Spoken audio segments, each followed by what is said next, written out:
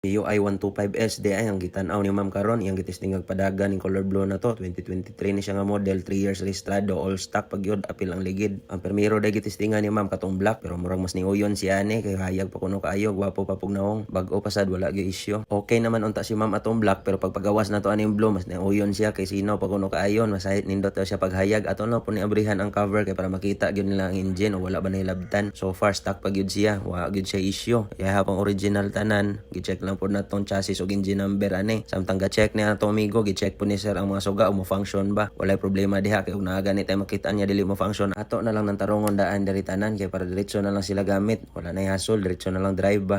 Mga to ni final na si mama, na gini ang bayaran.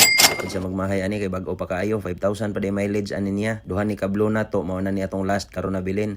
Pero daghan patag mga MIUI 125S dire, pero color black siya. Nasad tay katong Find Your Trip nga edition limited sa nangitag motor diha, located ta sa Dawis Talisay, or visit among page ANF Motorcycle Cebu. Salamat. Nice!